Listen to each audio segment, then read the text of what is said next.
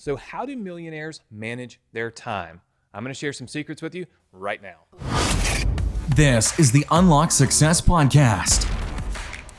We're helping entrepreneurs around the world dive deep into the keys you need to shatter excuses, believe in yourself, and help you achieve your highest goals. Here's your host, 8-figure entrepreneur and the living legend of internet marketing, Anthony Morrison. Hey, what's up, everybody? Anthony Morrison here, and welcome to another episode of the Unlock Success Podcast. Hopefully you are enjoying this and tuning in each and every week. You know, I created the Unlock Success Podcast really just to reach out and not give like the specific X's and O's and the click this on Facebook, here's how you run an ad, but to give you kind of like the macro level way that entrepreneurs think and maybe strategies and techniques and thought processes that you can apply to your business or to the business you're going to create or to your life in general that are going to help you be more successful. And on today's episode, we're going to talk about time management secrets of millionaires, right? So a lot of times people ask me, they'll say, Anthony, how do you manage your time? I mean, right now I'm doing a lot of different things. Typically, when you've reached a high level of success, when you've made millions of dollars, typically, not all the time, but typically you have your hands in a lot of different things, right? I run an online business. I'm developing 30,000 square foot, retail center. I own self-storage facilities. I'm buying and selling and flipping condos in Florida. I mean, I could go on and on. We're opening up 4 retail businesses. We have a yoga studio. I mean, we have all these different things. And so how do you manage your time, right? Look, it can be super stressful and confusing when you've got a ton of projects and you're trying to juggle them all at one time. And maybe you're not to the point in business yet where you're running several businesses, but maybe you got a full-time job, you got kids, and maybe you're working on your side hustle, right? All of this can feel like running multiple companies, especially when you're managing kids. I don't have any yet, but I do have one on the way. And I got a feeling that there's going to be some more time management techniques that I'm going to need to learn. But today what I'm going to do is I'm going to share some of my personal time management techniques that have worked for me as I've run multiple 7- and 8-figure businesses literally all at the same time. And it hasn't been easy, but by putting it in, like when I put in the work, right, and I really figured out a system, it's been well worth it, right? So tip number 1 is keep the main thing, right? Oftentimes, our main business will suffer because we find something else. We jump into 3 or 4 different business models, and all of a sudden, those things take precedence, right? And a lot of times that happens because we don't know as much about those new businesses, and so we start focusing more on those. But what you really need to do is focus on your number 1 goal is to make your main business a priority, right? Everything else should come second. And that's because that main business is usually what's driving the revenue and the money that you're using to start and or invest in the other businesses. So you have to give it priority, all right, all the time. And you've got to make your main business stay your main business. The second thing is you've got to focus on what's important, not just on what's urgent, okay? The stuff that's urgent includes maybe, answering emails, putting out fires, dealing with, if you're in online business, maybe dealing with broken funnels or angry clients. The stuff that's important are the things like focusing on your health, learning new skills, maybe focusing on your relationships. These things don't feel urgent, right? They don't feel like it's an urgent thing, but if you let them go, they will become urgent, right? And you don't want the most important things in your life to slip so far away that they become urgent to fix. I can tell you right now, for me, I did this and I certainly let my health go. Health, fitness, wellness, all of that. I just put it down until it got to the point where I never felt good. I always felt bad.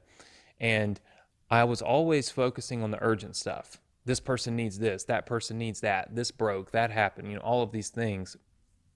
And I wasn't really focused on what was most important, which was, making sure I spent enough time with my wife so I could keep my marriage and relationship and all of this, in a healthy place, right? Making sure I spent enough time on my own health, fitness, all of these things. I didn't spend any time on that. Everything was always urgent. Nothing was really ever important. And when I made that shift, it was about 1.5 years ago. that I kind of shifted, and I now focus on the things that are important. It's important to me to be healthy. It's important to me to keep myself in shape. It's important to me to have time, and space for my wife. In doing that, we end up, having, we're expecting our first child, and it's because I started putting, the important things, my family, my health, my wellness, all that, in line first, and the urgent stuff came second. And you have to do that, because here's the thing, if you're juggling multiple businesses, what do you need most?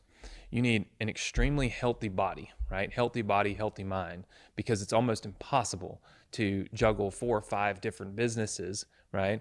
When you're worn out, tired, and sick all the time, right? You also need a healthy relationship at home, because whether it's your girlfriend or husband or wife or whatever, you always need a supportive partner. If you don't have a supportive partner, then ultimately what ends up happening is you have so much friction at home, it drains you of time, energy, and space that you need to be able to spend on your business, right? So you've got to take care of those important things, because those important things take care of you, right? Tip number 3, plan your week out, not just your day. Too many people wait until the last minute to plan their schedule. You got to give yourself time to think through what your week is going to look like by planning it out far in advance. This is also a great way to make sure you're not focusing on just what's urgent, but you're also focusing on what's important, right? Time management is key. I see so many people that struggle with time management. And most of the time it is because they are focusing on what is urgent, not what is important, and they fail to make a plan. They wake up every day and they literally just go put out fires. Just whoever's yelling the loudest, that's where they go.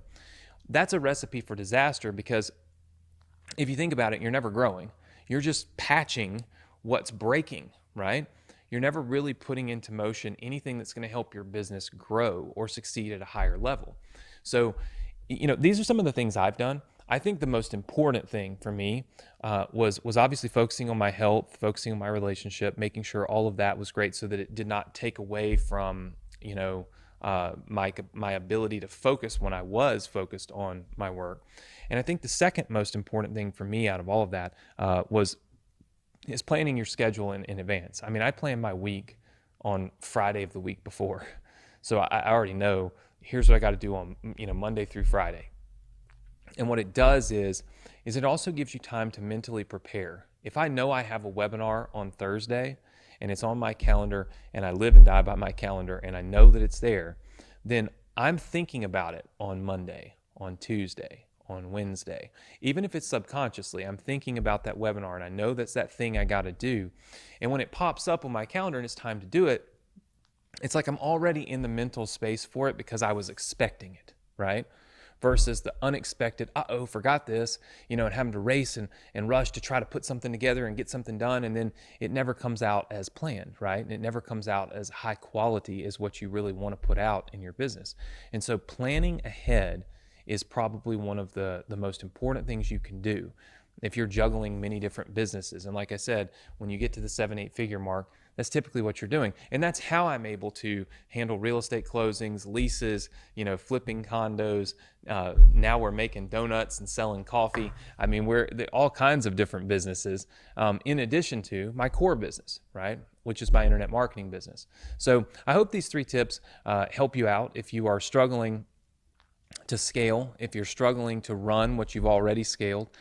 These are 3 things that you should take a look at, that you should focus on, and that you should really, you should write them down, and you should ask yourself, am I really keeping my main business my main business? Am I honestly focusing on what's important, not just what's urgent? And am I truly planning my week in advance? If you're doing those 3 things, obviously you're managing your time right, and you're going to be able to accomplish a lot more. If you're not doing those 3 things, give them a try. That's the reason why we put this podcast together, is just to give you insight, give you direction, wisdom, capabilities, all of these things that we've experienced here in our business, or that I've seen my friends that are at doing things at really high levels experience themselves. The goal is not to say this is how I did it, but to say this is how a lot of successful people have done it.